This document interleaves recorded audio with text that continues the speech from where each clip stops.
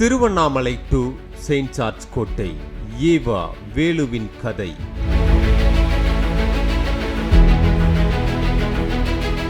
திருவண்ணாமலை மாவட்டம் தண்டராம்பட்டு ஊராட்சியில இருக்கிறது குக்கிராமம் சே கூடலூர். பெரும்பாலும் விவசாய நிலங்களும் விவசாய பெருங்குடிகளும் நிறைஞ்ச ஊர் இது. இந்த ஊர்ல எத்திராஜுலு நாயுடுன்னு ஒரு விவசாயி இருந்தாரு. அவருக்கு 2 மகன்கள். அதுல ஒருத்தர் பேரு மனோகரன், இன்னொருத்தர் பேரு வஜ்ரவேலு. தமிழ் சினிமாவில் வர கேரக்டர்களுக்கு வைக்கிற பெயர் மாதிரி தனித்துவமாய் இருக்கும் வஜ்ரவேலு என்பவரோட கதைதான் இது. யார் இந்த வஜ்ரவேலு? புதுசா இருக்குன்னு நீங்க நினைக்கலாம். வாங்க கதைக்குள்ள முழுசா போய் பார்க்கலாம். 10வது வரைக்கும் மட்டுமே படிச்ச வஜ்ரவேலுவுக்கு கூத்து கலையில ஆர்வம் அதிகம். சின்ன வயசுல கூத்து கட்டுறது, கதை சொல்றதுன்னு தனக்கு பிடிச்சதை செஞ்சதோட பம்ப்செட் மெக்கானிக் வேலையும் அவருக்கு கைவந்த கலை. தண்டராம்பட்டு முழுக்க தென்பண்ணை ஆத்துல இருந்து வர தண்ணீரை வச்சு விவசாயம் செய்கிறது. அதுக்கு பெரும் துணையா இருக்கிறது சாத்தனூர் அணை. தண்ணி இல்லாத காலத்துல விவசாயம் செய்யறதுக்கு பக்க பலம் நிலத்தடி நீர். போர் போட்டு தண்ணி எடுத்து விவசாயம் செய்கிற பகுதி என்பதால ஆசைக்கு கூத்து கட்டும் கலையும் வருமானத்துக்கு பம்பு செட் மெக்கானிக் வேலையும் செய்துக்கிட்டு வந்தாரு. வாழ்க்கை இப்படியே போயிடுமோ, அடுத்த கட்டத்தை நோக்கி நகரணுமேங்கிற எண்ணம் வஜ்ரவேலுக்கு வரவும் கொஞ்சம் கொஞ்சமா முன்னேறி திருவண்ணாமலையில அப்போ ஓடிக்கிட்டு இருந்த பிரபலமான தாமோதரன் பஸ் சர்வீஸ்ல ஒரு கண்டக்டரா வேலைக்கு சேர்ந்தாரு. அந்த பஸ்ல டிக்கெட் கிழிச்சுக்கிட்டு பல தரப்பட்ட மக்களை தினமும் சந்தித்து பேசின அந்த அனுபவம் தான் அப்போ எம்ஜிஆர் மேல மக்களுக்கு இருந்த கிரேஸ். அவரை போலவே தானும் ஒரு அரசியல்வாதி ஆகணும் என்ற எண்ணம் வஜ்ரவேலு மனசுல வந்துச்சு. ஆனா அதற்கான வழி என்ன? அதை தேடி போன இடம் எது? 1970களில் திருவண்ணாமலையில திராவிட முன்னேற்ற கழகத்தோட முக்கியமான தலைவராய் இருந்தவர் பாவு சண்முகம். அவரோட அறிமுகம் வஜ்ரவேலுவுக்கு கிடைக்குது. பாவு சண்முகம் வீட்டுக்கு அடிக்கடி போறது, அவருக்கு நிறைய உதவிகள் செய்யறதுன்னு சண்முகத்திடம் பெரிய நம்பிக்கையை உருவாக்கினார் வஜ்ரவேலு. ஒரு கட்டத்துல அட இவன் நம்ம பையன்பான்னு சண்முகம் சொல்ற அளவுக்கு நெருக்கம் ஏற்பட்டுச்சு. சண்முகத்துக்கு உதவியா அரசியல் சார்ந்து சின்ன சின்ன வேலைகள் செய்துகிட்டு வந்தாலும் எப்படியாவது தானும் ஒரு அரசியல்வாதி ஆகிடணுங்கிறது வஜ்ரவேலுவோட பெரிய கனவு. அந்த சூழல்ல தான் 1972வது வருஷம் எம்ஜிஆர் திமுகவிலிருந்து விலகி தனியா அண்ணா திராவிட முன்னேற்ற கழகத்தை தொடங்கினார். திமுகவில் இருந்த முக்கியமான தலைவர்களான ஆர்.எம். வீரப்பன், நெடுஞ்செழியன், பாவு சண்முகம் போன்ற முக்கியமான தலைகளும் எம்ஜிஆர் கூட அதிமுகவுக்கு வந்துட்டாங்க. எம்ஜிஆர் ரசிகரான வஜ்ரவேலுவுக்கு இது மிகப்பெரிய சந்தோஷம். அரசியல் மேல இன்னும் ஈடுபாட்டையும் ஏற்படுத்துச்சு. 1974 தேர்தல் நேரம் தண்டராம்பட்டு தொகுதியில நிக்கிறதுக்கு தனக்கு சீட் வேணும்னு பாவு சண்முகம் கிட்ட கேட்டிருக்காரு வஜ்ரவேலு. ஆனா சண்முகம் அவருக்கு சீட் வாங்கி கொடுக்காம வேறு ஒருத்தருக்கு சீட் வாங்கி கொடுத்துட்டாரு. கூடவே இருக்கிற நமக்கு இந்த உதவி கூட பாவு சண்முகம் செய்யலையேன்னு வஜ்ரவேலுவுக்கு வருத்தம் இருந்தாலும் அவர் கூட சேர்ந்து அதிமுகவில் பயணிக்க ஆரம்பிக்கிறாரு. கட்சி வேலைகள் தொடங்கி பெரிய பெரிய கூட்டங்கள் வரை ஏற்பாடு செய்கிறது, கட்சியில ஆட்களை சேர்க்கிறதுன்னு அதிமுகவில் தனக்கென ஒரு தனி கூட்டத்தை உருவாக்க ஆரம்பிச்சாரு. கிட்டத்தட்ட 10 வருடங்கள் ஓடிப்போச்சு. திரும்பவும் 1984ல தேர்தல் வருது. இந்த தேர்தல்ல எப்படியாவது நாம சீட்டு வாங்கிடணும்னு திட்டம் போட்டாரு. ஏற்கனவே பாவு சண்முகம் மூலமா ஆர்.எம். வீரப்பன் கூட நல்ல பழக்கத்தை உருவாக்கி வச்சிருந்தாரு வஜ்ரவேலு. தேர்தல் சமயத்துல எம்ஜிஆருக்கு உடல்நிலை சரியில்லாம அமெரிக்காவுக்கு போயிட்டாரு. தேர்தல் வேலைகள் எல்லாத்தையும் ஆர்.எம். வீரப்பன் தான் பொறுப்பெடுத்து பார்த்துக்கிட்டாரு. இந்த முறை பாவு சண்முகத்தை பைபாஸ் பண்ணி நேரடியாகவே ஆர்.எம். வீரப்பன் கிட்ட தண்டராம்பட்டு தொகுதியில தேர்தல் நிக்கிறதுக்கு சீட் கேட்டிருக்காரு. சரி, நம்பிக்கையான பையனா இருக்கானேன்னு சீட் கொடுத்தாரு ஆர்.எம். வீரப்பன். தான் நினைச்சது போலவே எலெக்ஷன்ல ஜெயிச்சு எம்எல்ஏ ஆகி முதன்முறையாக சட்டசபைக்கு போனாரு வஜ்ரவேலு. தனக்கு கிடைச்சது எம்எல்ஏ பதவி மட்டுமல்ல, அடுத்த கட்ட வளர்ச்சிக்கான லாபி. அதை சரியா பயன்படுத்திக்கிட்டு அப்போ அதிமுகவில் எம்ஜிஆருக்கு நெருக்கமாக இருந்த சைதை துரைசாமி, பொன்னையன், ஈரோடு முத்துசாமி, ஜேபிஆர்னு பலரோட தொடர்பை உருவாக்கிக்கிட்டாரு. அவர்களைப் போலவே ஏவா வேலுவும் கல்வி நிறுவனங்கள் தொடங்கி கல்வி தந்தை அவதாரம் எடுத்தார். பதவி, பணம் இரண்டுமே அவருக்கு கிடைச்சிருச்சு. அடுத்து என்ன? இப்போதான் ஆரம்பிச்சது ஆட்டம்.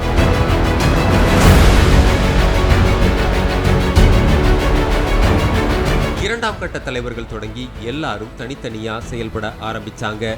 அப்படி உருவான ஜா அணிக்கு ஆதரவா இருந்தாரு ஆரம் வீரப்பன். அதனால பாவு சண்முகம், வஜ்ரவேலு உள்ளிட்ட பலரும் ஜா அணிக்கு ஆதரவா செயல்பட்டாங்க. எம்ஜிஆரோட இறுதி ஊர்வலத்துல ராணுவ வாகனத்துல ஜெயலலிதா ஏற முயற்சி செய்த சம்பவமும் அவர் கீழே தள்ளிவிடப்பட்ட சம்பவமும் எல்லோருக்கும் நினைவிருக்கும்னு நினைக்கிறேன். அப்படி ஜெயலலிதாவை வாகனத்துல ஏற விடாம கீழே தள்ளிவிட்ட 3 பேர்ல வஜ்ரவேலுவும் ஒருத்தர். அடுத்த கட்ட அரசியல் காய் நகர்த்தல்களுக்கு பிறகு ஜா அணி பலவீனமாகுது. ஜே அணிக்கு செல்வாக்கு கூடுது. தனித்தனியா செயல்பட்ட பலரும் ஜே அணிக்கு தாவினாங்க. வேற வழி இல்லாம ஜெயலலிதா அணியில சேர்ந்தாரு வஜ்ரவேலு. ஆனா ஜே பழசை மறப்பாங்களா? அந்த அம்மா கொடுத்த குடைச்சல்ல கட்சியில இருந்தே வெளியே வந்துட்டாரு. அரசியல்ல ஏற்ற இறக்கங்கள் இருக்கிறது சகஜம்தான். ஆனால் அடுத்து என்ன செய்ய போறோம்னு திட்டமிட்டு செய்யலைன்னா அஸ்திவாரமே காணாம போயிடும். அப்படி வஜ்ரவேலுவின் அடுத்த கட்ட நகர்வு என்னவா இருந்துச்சு? தொடர்ந்து பார்க்கலாம். அதிமுகவில் இருந்து வெளியேறின வஜ்ரவேலு இயக்குனர் பாக்கியராஜ் தொடங்கின எம்ஜிஆர் மக்கள் முன்னேற்ற கழகத்துல சேர்ந்தாரு. பின்னர் கட்சியையே கலைச்சிட்டாரு பாக்கியராஜ். அதன் பிறகு ஆரம் வீரப்பன் தொடங்கிய கட்சியில சேர்ந்தாரு. அதுவும் சரிப்பட்டு வரல. 1991-96 ஜெயலலிதா ஆட்சி காலத்துல அதிமுக ஆட்சிக்கு எதிராக தீவிரமா பேசிக்கிட்டு இருந்த ரஜினி தனியா கட்சி ஆரம்பிக்கலாம்னு இருக்காரு. அதுல போய் சேரலாம்னு பார்த்தா அதுவும் நடக்கல. அவரு மூப்பனாரோட தமிழ் மாநில காங்கிரசுக்கு ஆதரவு தெரிவிச்சு அரசியலுக்கு வரலன்னு கைய விரிச்சிட்டாரு. திரும்பவும் அதிமுகவில் சேர்ந்துடலாம்னு யோசிச்சுக்கிட்டு இருந்த வஜ்ரவேலுவுக்கு திரும்பவும் கூத்துக்கலை, சினிமா மேல ஆர்வம் வந்திருக்கு. அரசியல்ல தான் சம்பாதிச்ச பணம், கல்வி நிறுவனங்கள் மூலமா அந்த வருமானம் எல்லாத்தையும் வச்சு திலகம்னு ஒரு படம் தயாரிச்சு அவரே நடிச்சாரு. அந்த படத்துக்கு பெருசா வரவேற்பு கிடைக்கல. இயக்குனர் வி சேகர் டைரக்ஷன்ல சில படங்கள் தயாரிச்சாரு. அதுவும் ஒர்க் அவுட் ஆகல. ஐயா, நான் பாஸ் ஆயிட்டேயா. காலேஜுக்கெல்லாம் அப்ளிகேஷன் வாங்கி போடப்பா. ஐயா மன்னிக்கணும், உங்க பண்ணையிலே எனக்கு ஏதாவது ஒரு வேலை போட்டு கொடுங்கய்யா. ஏன் மேல படிக்கணுன்ற ஆசை இல்லையா? மேல படிக்கணும்னு ஆசைதான். இந்த அனாதையை இவ்வளவு தூரம் படிக்க வச்சு உதவி செஞ்சதே பெரிய விஷயம். இதுக்கு மேலே உங்களுக்கு நான் தொந்தரவு கொடுக்க விரும்பல. அதான். அப்படிங்களா தம்பி? பெரிய பெரிய வார்த்தைலாம் பேசாதீங்க. மேற்கொண்டு படிக்கிறதுக்கு ஆக வேண்டிய வேலையை பாருப்போ. சரிங்கய்யா. நமக்குள்ள இருக்கிற கலைத்திறமையை மக்கள் ரசிக்க மாட்டேங்கிறாங்கன்னு திரும்பவும் அரசியல் பக்கம் திரும்பினாரு. ஏன் நாம திமுக பக்கம் போகக்கூடாதுன்னு ஒரு எண்ணம் அவருக்கு வந்திருக்கு. ஆனா அதிமுக கூடிய கையில பச்சை குத்திக்கிட்டு திமுக பக்கம் போனா நம்மள மக்கள் என்ன நினைப்பாங்க அப்படின்னு யோசிச்சிருக்காரு. இருந்தாலும் வேற வழி இல்லை. அரசியல்ல சர்வைவல் பண்ணணும்னா அடுத்து ஆட்சிக்கு வர கட்சியில போய் சேர்ந்துருவோம்னு வஜ்ரவேலுங்கிற தன்னோட பேரை ஏவா வேலு அப்படின்னு மாத்திக்கிட்டாரு. கலைஞருக்கு நெருக்கமான ஒருவரை பிடிச்சு திமுகவில் சேர்ந்து கிட்டத்தட்ட 4-5 வருஷம் கட்சிக்காக வேலை செஞ்சாரு. அதுவும் பணத்தால் எதையும் சாதிச்சிட முடியுங்கிறது அவரோட பெரிய நம்பிக்கை. கட்சி தொண்டர்களுக்கு தாராளமா செலவு செய்கிறது. கட்சி தலைமை சொல்ற இடத்துல பொதுக்கூட்டம், மாநாடுன்னு ஆடம்பரமா நடத்தி அசத்திடுவாரு ஏவா வேலு. கலைஞர் கருணாநிதி கண்ணசைவுல சொல்ற விஷயத்த கிரவுண்ட்ல செய்து காட்டி அவரை இம்ப்ரெஸ் பண்ணி கலைஞருடைய தலைமை தொண்டனா செயல்பட்டாரு. சிலர் ஏவினாதான் எனக்காக வேலை செய்வாங்க, ஏவா வேலு ஏவாமலே எனக்காக வேலை செய்கிறவரு அப்படின்னு கலைஞர் புகழும் அளவுக்கு படிப்படியா திமுகவுல முக்கியத்துவம் கிடைக்க ஆரம்பிச்சது. இதே வேகத்துல 2001 தேர்தலில் போட்டியிட ஏவா வேலுவுக்கு வாய்ப்பு கொடுக்கிறாரு கலைஞர் கருணாநிதி. தண்டராம்பட்டு தொகுதியில நின்று வெற்றி பெற்றாரு வேலு.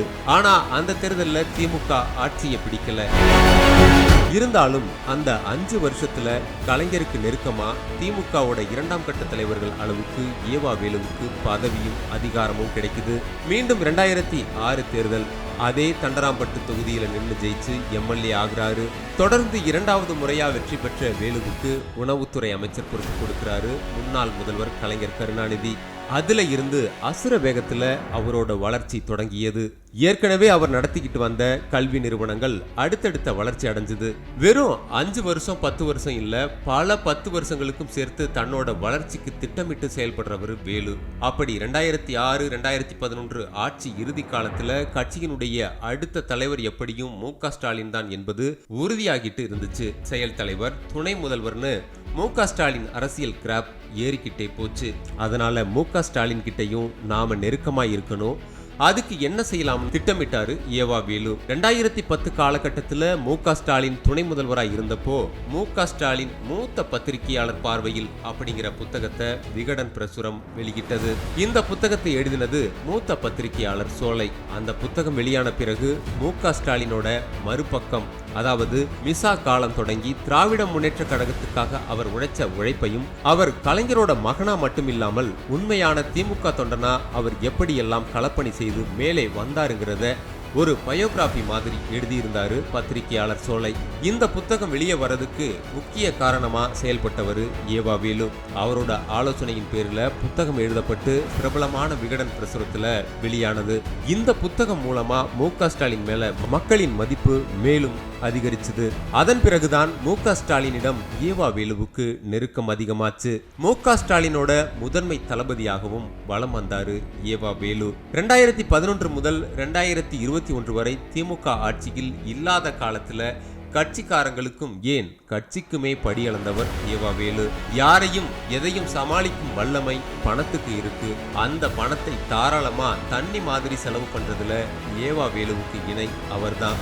ஆனா அதுவே அவருக்கு சிக்கலாகவும் மாறியிருக்கு.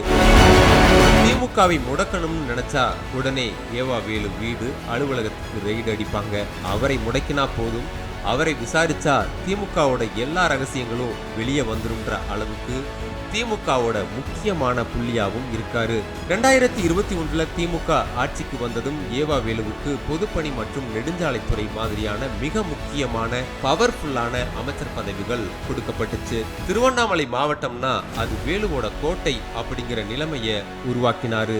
அவர் கண் அசைக்காம அங்க எதுவும் நடக்காது. மாவட்டம் முழுக்க பல நூறு ஏக்கர்ல அருணை engineering college, medical college, Jeeva Velu international ஸ்கூல்னு கல்வி சாம்ராஜ்யத்தையே உருவாக்கினாரு. திருவண்ணாமலை கள்ளக்குறிச்சி மாவட்ட பொறுப்பு அமைச்சர், அதிகாரமிக்க துறையோட அமைச்சர், திருவண்ணாமலை தெற்கு மாவட்ட செயலாளர், இப்படி திமுகவுல தனக்கான ஒரு அதிகார மையத்தை ஏவா வேலு கட்டமைச்சுக்கிட்டாரு. தமிழ்நாடு முழுக்க திமுக மாவட்ட செயலாளர்கள் சிலரும் இவரோட கண்ட்ரோல். எலெக்ஷன்ல யாருக்கு சீட் கொடுக்கணும், யாருக்கு கொடுக்க கூடாதுன்னு முடிவு பண்ற அளவுக்கு இவருக்கான அசைக்க முடியாத செல்வாக்கு இவருக்கு இருந்தது.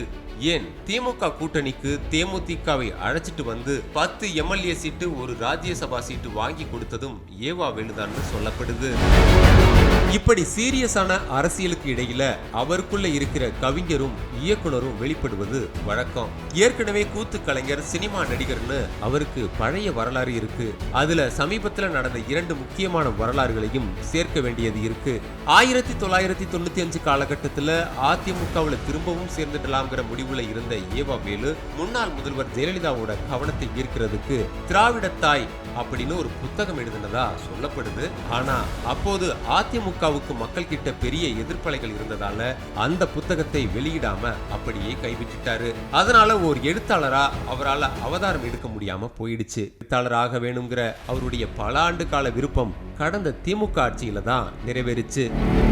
மறைந்த முன்னாள் முதல்வர் கலைஞர் அவர்களை பற்றி கலைஞர் என்னும் தாய் என்ற புத்தகத்தை எழுதி 2024 ஆண்டு வெளியிட்டாரு. முன்னாள் முதலமைச்சர் மு.க. ஸ்டாலின் அவர்கள் புத்தகத்தை வெளியிட சூப்பர் ஸ்டார் ரஜினிகாந்த் புத்தகத்தை பெற்றுக்கொண்டார். இந்த நிகழ்ச்சியில பழைய ஸ்டூடெண்ட்ஸ் அரசியல்ல இருந்து ஒதுங்கிட்டு புது ஸ்டூடெண்ட்ஸுக்கு வழிவிடணும் என முன்னாள் அமைச்சர் துரைமுருகனை மேடையில் வைத்துக்கொண்டே ரஜினிகாந்த் பேசியது மிகப்பெரிய சர்ச்சையாச்சு. பின்னர் துரைமுருகனை நோகடிக்கணும்னு நான் அப்படி பேசல, அவர் என்னுடைய நீண்ட கால நண்பர், அவர் என்ன தப்பா நினைச்சுக்க மாட்டார் அப்படின்னு பதில் சொல்லி சமாளிச்சார். இரண்டாவது விஷயம், 2026 தேர்தல் பிரச்சாரத்துக்கு கட்சிக்கு ஒரு பாடல் எழுதி அசத்தி இருக்கிறார். நாடே போற்றும் தலைவரே எனும் பாடலினை எழுதி கருத்தாக்கமும் செய்திருக்கிறாரு ஏவா வேலு. நம்ம முதல்வர் ஸ்டாலின் தானுங்க, அவரு நாட்டுக்காக வேண்டியதை செய்யறாருங்க.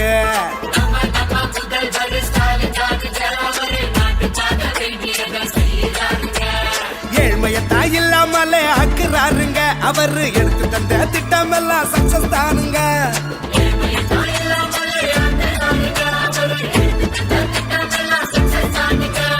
சக்சஸ் தானுங்க, சக்சஸ் தானுங்க. தலைவர் ஸ்டாலின் ஐயா தொட்டதெல்லாம் சக்சஸ் தான். எல்லாரும் நம்பியது போலவே இரண்டாவது முறையாக திமுக ஆட்சிக்கு வந்துடும், திராவிட மாடல் 2.0 அமைஞ்சிடும்னு நம்பிக்கையில இருந்தாரு ஏவா வேலு. ஆனா சட்டமன்ற தேர்தல் முடிவு தலைகீழா மாறிடுச்சு. விஜய் தலைமையிலான தமிழக வெற்றிக் கழகம் வெற்றி பெற்று ஆட்சிக்கு வந்து திராவிட முன்னேற்றக் கழகம் எதிர்க்கட்சி வரிசைக்கு வந்துடுச்சு. ஏவா வேலு பொறுப்புல இருந்த திருவண்ணாமலை மாவட்டத்துல கூட திமுகவுக்கு பெரிய அடி. போன 2021 தேர்தலில் ஏவா வேலு சுமார் 45% வாக்குகள் வித்தியாசத்துல அமோக வெற்றி பெற்றார். ஆனா இந்த 2026 தேர்தலில் ஏவா வேலு தன்னோட சொந்த தொகுதியான திருவண்ணாமலையில தாவேகா வேட்பாளர் அருள் ஆறுமுகத்தை எதிர்த்து வெறும் 2500 வாக்குகள் வித்தியாசத்துல தான் ஜெயிக்க முடிஞ்சது. ஆட்சி மாறினதும் காட்சியும் மாற தொடங்கிச்சு. ஜூன் 23, 2026 அன்னைக்கு முன்னாள் அமைச்சர் ஏவா வேலு மீது வழக்கு பதிவு செய்ய மாநில அரசு அனுமதி கொடுத்துச்சு. கரெக்டா ஜூன் 25ஆம் தேதி ஏவா வேலுவுக்கு சொந்தமான 22 இடங்கள்ல தமிழ்நாடு லஞ்ச ஒழிப்புத்துறை அதிரடி ரெய்டு நடத்தினாங்க. சென்னை வீடு, திருவண்ணாமலையில இருக்கிற Arunai engineering college, medical college, Jeeva Velu international school, Kamban arts காலேஜ்னு எல்லா இடத்துலையும் 35 அதிகாரிகளை கொண்ட 7 குழுக்கள் சல்லடை போட்டு தேடினாங்க.